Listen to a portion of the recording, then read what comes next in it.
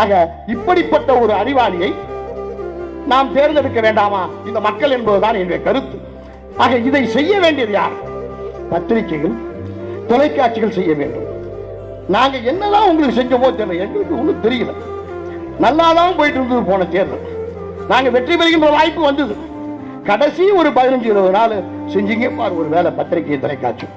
ஒரு இடத்துல கூட பாட்டாளி மக்கள் கட்சி வெற்றி பெறுவதற்கு வாய்ப்பு இல்லைன்னு எல்லா பத்திரிகை எழுதினீங்க, எல்லா தொலைக்காட்சி எழுதினீங்க. அதனாலேயே எங்களுக்கு வர்ற ஓட்டு வராம போச்சு, தோல்வி அடையறதுக்கு வாய்ப்பு. அப்படிப்பட்ட ஒரு கெடுதலை எங்களுக்கு ஏன் செய்ய வேண்டும்? அப்ப மற்ற கட்சிக்காரங்களாம் உங்களுக்கு என்ன செய்யறாங்க? அவங்க வந்தா இந்த நாட்டை அப்படி பரட்டி போடுவாங்க, வானத்தை வில்லா வளர்ப்பாங்க, மணலை கயிறா திரிப்பாங்கன்னு எழுதுறீங்களா? அவங்க 50 வருஷமா திரிச்சது என்ன, கிழிச்சது என்ன?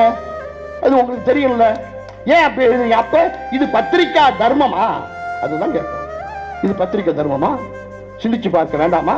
நீங்க ஒரு நடு நிலைமையோடு இருந்து எழுத வேண்டாமா? இந்த பத்திரிகை எது நல்லது கெட்டது என்று நீங்க எழுத வேண்டாமா? நாங்க எங்களை எந்த விதத்தில் குறை சொல்ல முடியும்? எங்களுடைய முதலமைச்சர் வேட்பாளர் அன்புமணி ராமதாஸ் எந்த விதத்தில் நீங்கள் குறை சொல்ல முடியும்?